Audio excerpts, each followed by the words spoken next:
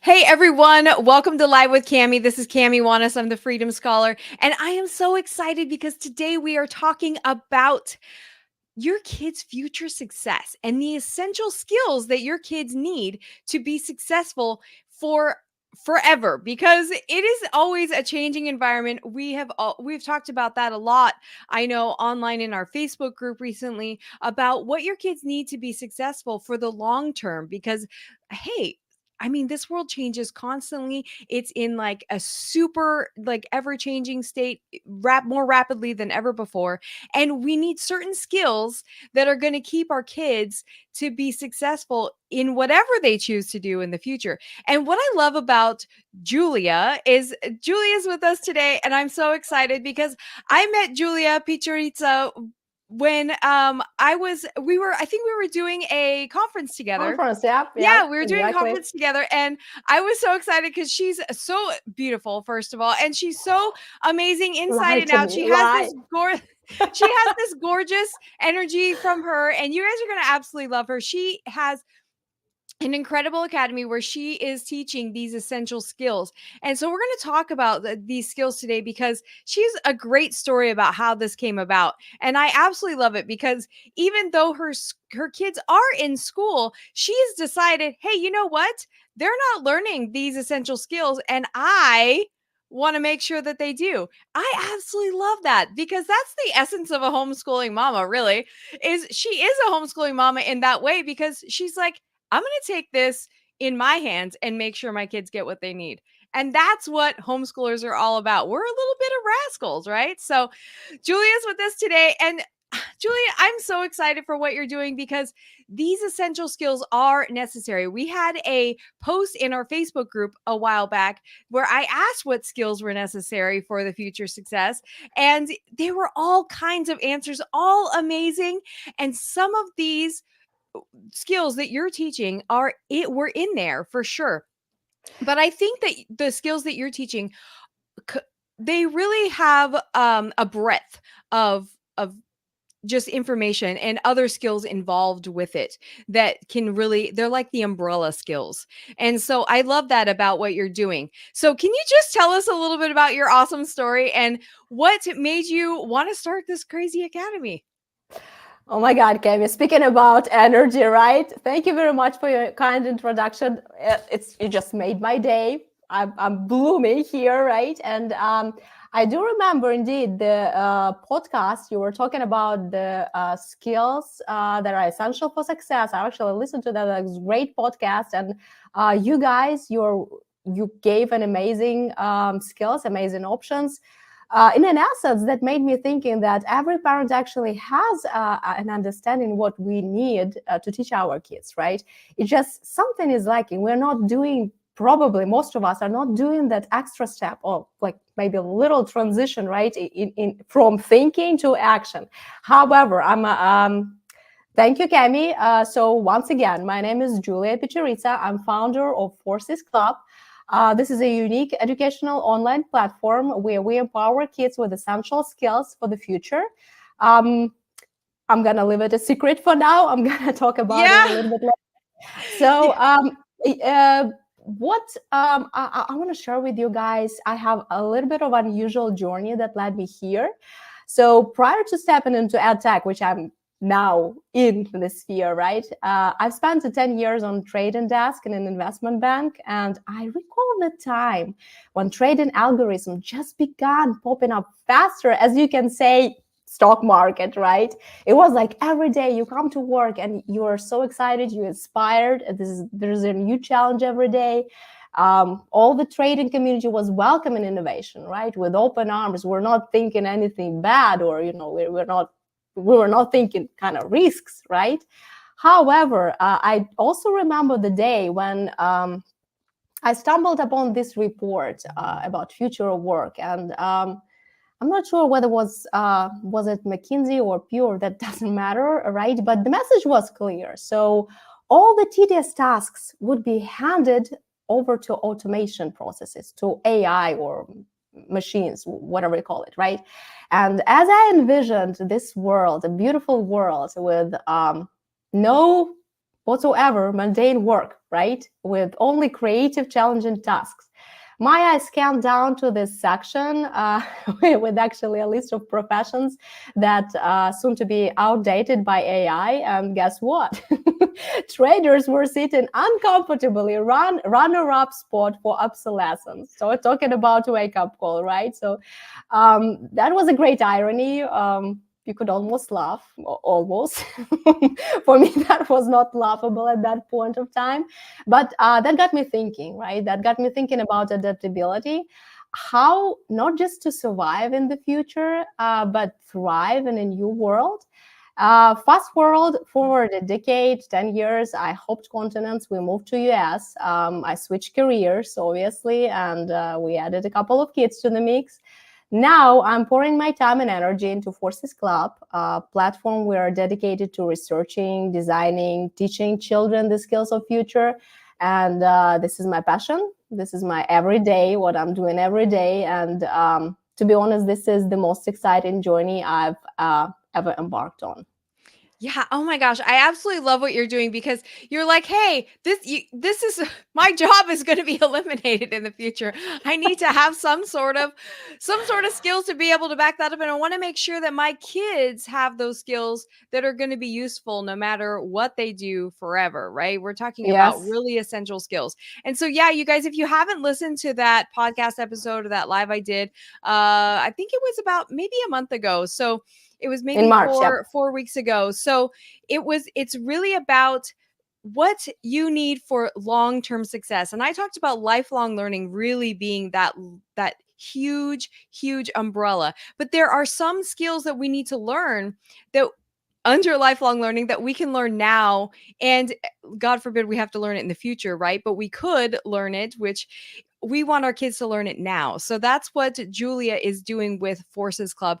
And I am so excited about this because they really are skills that are transferable to any profession, anywhere, anytime, anything that they choose to do, entrepreneurship, career, whatever the case. And so, what are those skills? I know you have like 4 foundational and then you have your own, you have some more, right? So, what are those skills and why did you pick those ones? So this is a very good question. Actually, the question I would be answering every day, all day long, right? Because I truly believe in that. This is what I advocate for, right? So basically, that particular moment in my life that I've just talked about brought me to a realization that the competencies, right, basically our majors, they might be obsolete, they might be not relevant anymore. Obviously, what you just mentioned, that we have to learn our whole lives, and this is a must. It's not just like a way of thinking or a luxury or our hobby. No, it's just a survival skill, learning the whole life. So going back to those foundational skills, just imagine one day I sat there and I was thinking, so what after school activities should I pick for my children, right? So how can I prepare them better for the future? Should we spend all this time, my time driving, their time spending there, right? And money, obviously, because everything costs money, right? So what is the best way of utilizing those resources? And step by step, right? I was coming to this idea of 4C skills. This is not new idea. I'm not claiming this is innovation. No, but right now, this is the most important thing we can give to our kids, right? This is a foundation. This is an ability to learn effectively, fast, and replicate it with every consecutive competence or profession, whatever you call it, right? So answering your question, in order to answer your question, right? What skills our kids would be needing in future? What skills going to be essential for their future success, right? Let's talk about what our future going to look like, right? So one thing you already mentioned at the beginning of our conversation, and what I'm just going to repeat, because this is one thing we already know today, right? Change is going to be the only one constant, right? Everything's going to change. The change is going to be very fast. That's why our kids, ourselves as their parents, we need to be very adaptable, right? We have to adapt fast. We have to learn fast. We have to gain new competencies. and we have to know how to apply our knowledge in the best way. So how do we prepare our kids for this unpredictable, right? For this unpredictable future, right? With trying to teach them how to be adaptable. So what is the adaptability? How does it translate into skills at all? So I'm sorry, I think I was losing my headphone. That's So okay. what is the adaptability, right? So how can we translate it into something tangible? How, in some in some in some tangible skills? Yeah.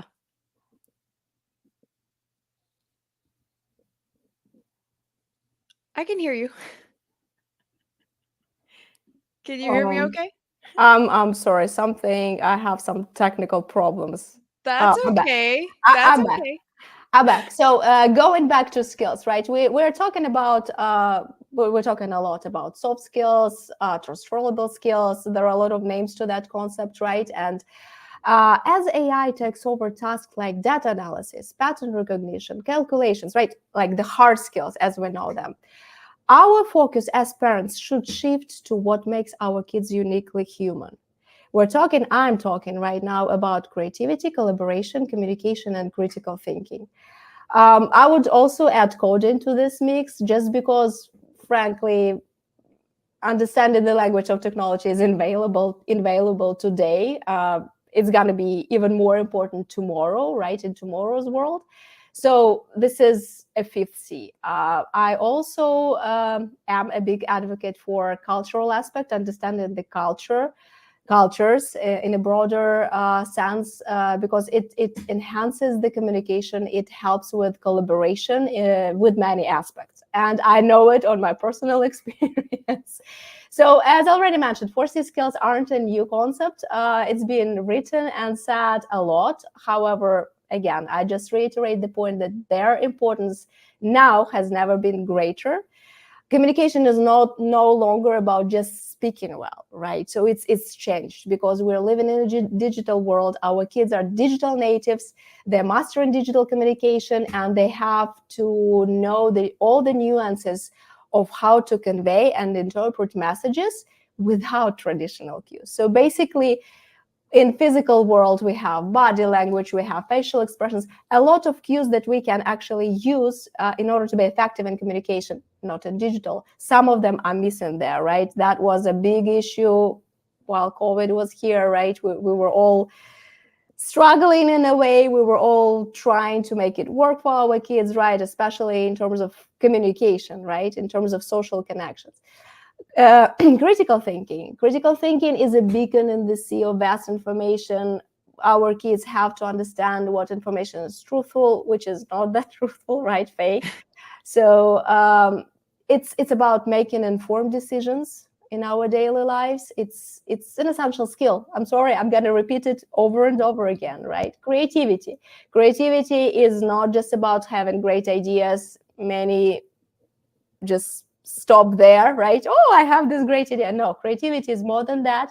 Is the ability of connecting seemingly unrelated dots, solve complex problems. And I mean, in our world, we have so many problems to solve today. So creativity flourishes most when it's supported by collaboration. Understanding, working with diverse teams, appreciating different perspectives, striving towards common goals. This is what will make our kids successful, not just successful, but truly impactful. So that's what we're doing. That's what we're targeting our education on. We're developing those 4C skills. I would also add that we have 5C as a coding technology. We also interweaven into our class, into our activities, cultural aspect, because we have an international team. And we also, it's not a C, unfortunately, right? It would be then perfect. But we also work on social emotional learning, because this is what actually on one of your podcasts, right? A lot of parents mentioned resilience, right? Compassion, kindness. This is what we need to be. This is what we need to have, all those skills in order to be humans, in order to be something more than we are today. I Um, love that. yeah, Oh my gosh. I love that you are focusing on the skills that make us human. Do you guys hear that? That's really amazing.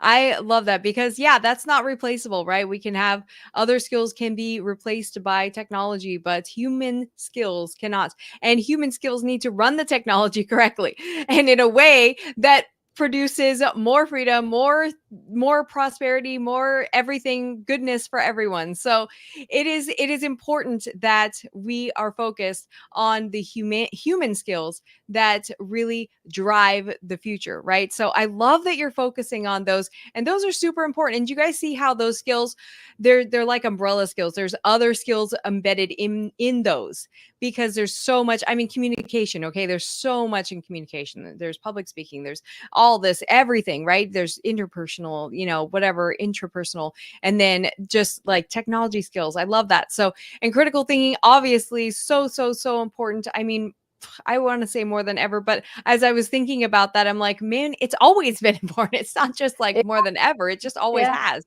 So it's really, really important. But, why don't we get this in school? I know you recognize that you're like, man, I know I want my kids to get this, but why aren't they getting it in school, do you think? Well, this is another great question, right? So basically, this is how whole endeavor has started for my family, for me, right? Because I've recognized that it's not been addressed at school, and this is the place where my kids actually spend their bulk of their time, right? So basically, if we want them to have those abilities, if we want to develop those skills, I'm sorry, but it's gonna sound weird. They're wasting their time, right? In that regard. So I've started augmenting their after school life, after school activities with crafting specific programs, with working with the narrow specialists, with instructors, teachers. And we were creating these programs which actually worked, right? And that was amazing. And I've seen that, I've seen my kids flourish. I've seen that, becoming a reality. So I thought, well, if that works for my kids, that might work for others as well, and others could benefit from from those programs as well. So this is a rhetoric question, right? So whether they teach those skills at schools or not, the short answer is no, right? We all Yeah. know that. There are several reasons, as I see it. You, Cami, you probably know that better than I do. You worked in public education for 7 years, right? So, it's just one of those reasons. It's not that teachers don't want to teach those skills. It's just they lack resources, right? They lack time, because there is no way how you can squeeze into the already very tight curriculum. You can squeeze in deliberate practice of those skills. And again, your main KPI as a teacher, your main goal as a teacher is academic performance, right? So basically, if a lot of kids don't get, for example, a concept in math, you don't switch and like, oh, let's be creative with math, right? Let's be creative and let's think about how can we can solve this particular problem in other ways. No, you don't do that. You make sure all kids are on the same page, they understand the topic before you move on. Unfortunately, it is what it is, right? It's not teachers' fault for, it's not teachers who are responsible for not teaching those skills. No, they're lacking resources. Again, another reason, a lot of parents, they have this misconception of how those skills are developed, right? Through we hear that a lot, like parents come to us and they say, well, I don't need critical thinking for my child because my child is good at math, for example, or my child is another one, a good one, right? Popular one. My child is playing chess, so he's good with critical thinking. I'm sorry, one has nothing to do with the other. There is a correlation, obviously. So if your child is lucky with a teacher and teacher uses those deliberate learning approaches in their instruction, yes, maybe your child is super bright, which I'm sure your child is, right? And they just came up with a way how to process the information in the most efficient way. However, statistics shows that if your child is great at math, it doesn't mean they would be great in critical thinking with no training, with no official training. So this is the thing. Parents just keep thinking that they try misunderstanding how those skills are trained, right? How those skills are developed. That's why they're not dedicating specific time, specific effort, specific, I guess, window of opportunity to practice those skills for their children. And the third reason, we as parents, we also have part of the guilt for that, because I'm just gonna say how it is. We're scared, right? And we're scared because we're parts of that big, huge traditional system of education, which says, okay, your child has to have this course in order to be able to enter these types of college, right?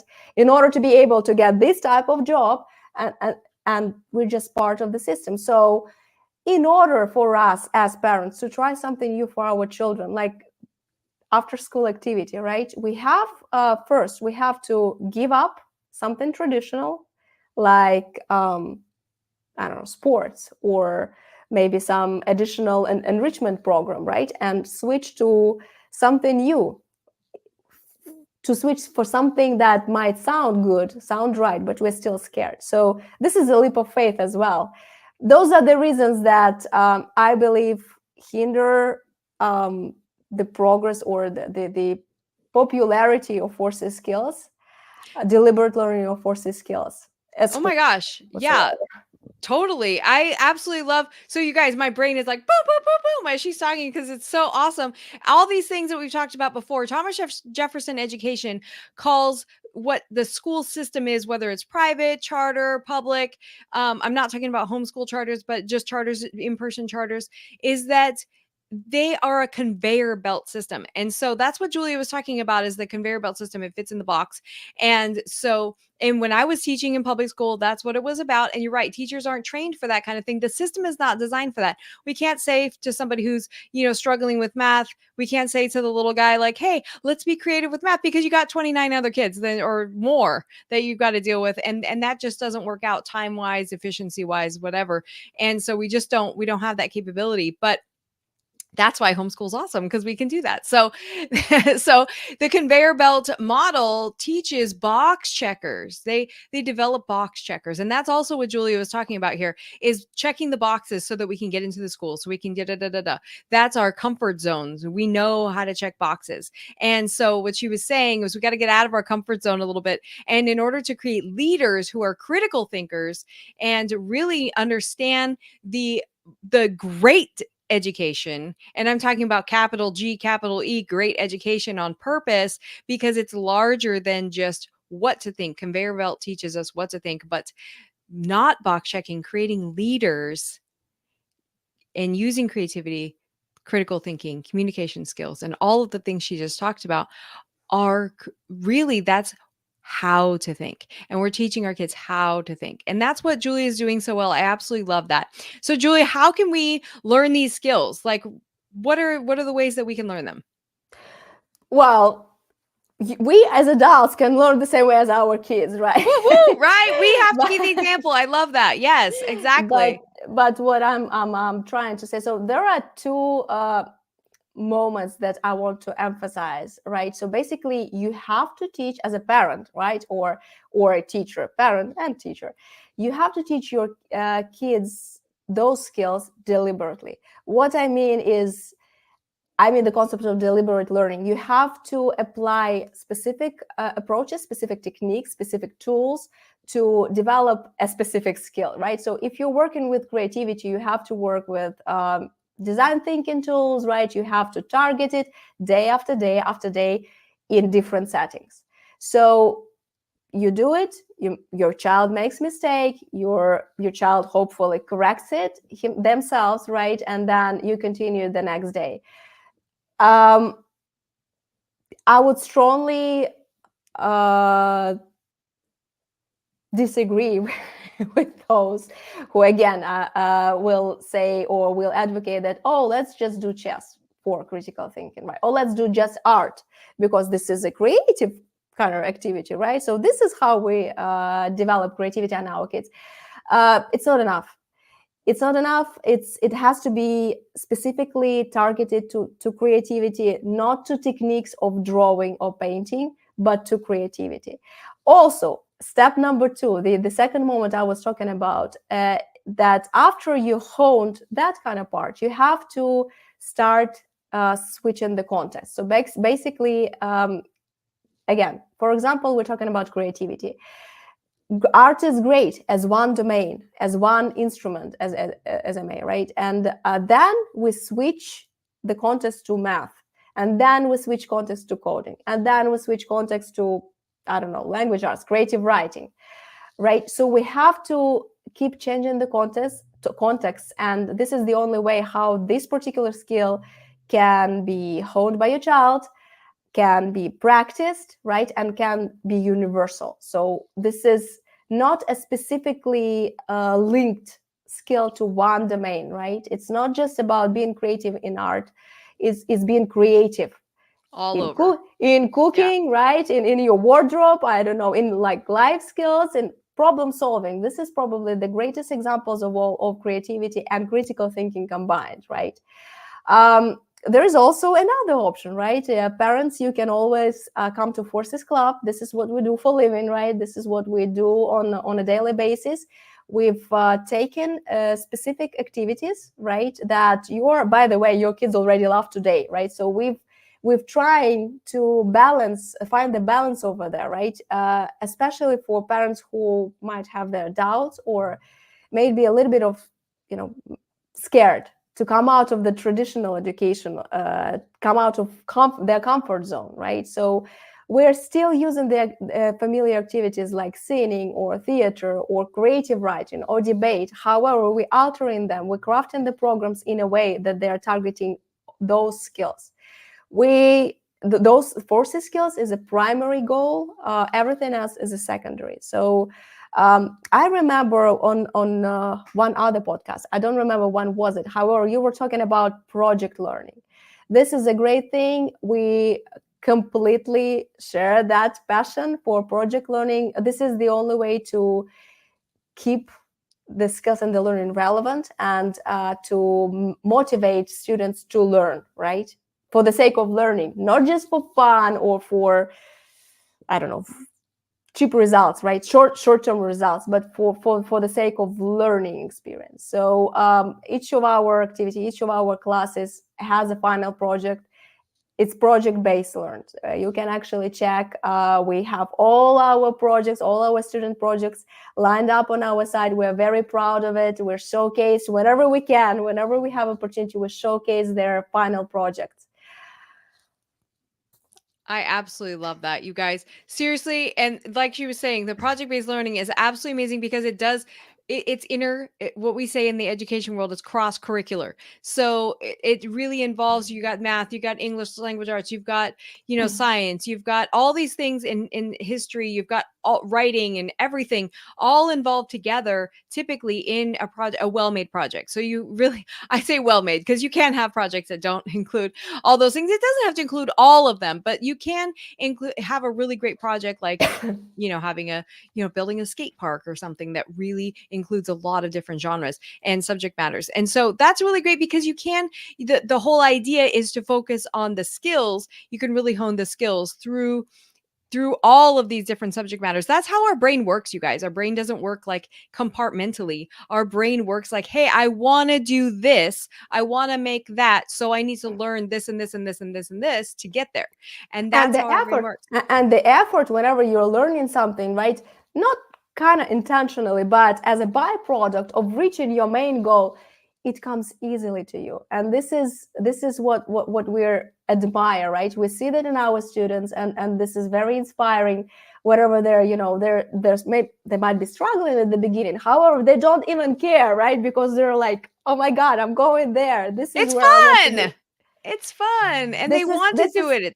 This is more than fun. This is enjoyable, right? And enjoyment is like a deeper sense of accomplishment, right? Right. Right. Yeah. It's you guys and you guys know what I've talked about all the time. When they're not interested in learning, they're not gonna. And when they are, they're going to. And they're going to in a way when their love of learning is high, they're gonna learn in a way that blows your mind. It's absolutely incredible. So I love everything that she's talking about in terms of the not only the cross curricular, but also in terms of you like, setting up, and that's what makes homeschool so amazing is that we can set up our environments to have this high level of love of learning and then really design what we're doing based on a lot of the essential skills. And they're going to learn, we're not discounting the what, they're going to learn the what, they're going to learn the what, the how to's and the everything's, they're going to learn all that through, it's just natural part of learning. So I'm not discounting that, but if we want to create lifelong learners, we want to create leaders,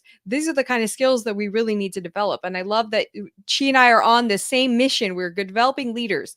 It's not just for future success, but we are developing leaders in this way. And that's going to save us all because we really need some help, right? Well, leadership is a compound skill, right? After all, it's not just something you're magically learn in some magical school, right? It's a set of different skills, forces skills as well as a foundation to that. Absolutely. Absolutely. So, Julia, thank you so much for sharing with us today. I'm so excited for everybody to connect with Forces Club. How do we connect with you and Forces Club? How do we find out more about it?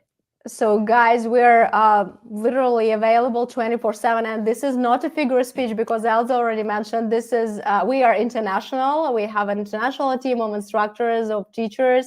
We are scattered all over the world, right? That means that due to time difference, we actually can react. Doesn't matter what time, right? We are in Facebook, we are in Instagram, you can find us on LinkedIn. You can find us on our website, our web platform at www.4ces.club. You can actually write to myself directly. I'm also in Facebook, Instagram, LinkedIn. My email is julia@forces.club. If you'd like to have a free consultation in order to understand maybe learn a little bit more or understand which class or which activity is going to be better, is going to be a good fit for your child, you're welcome to do that.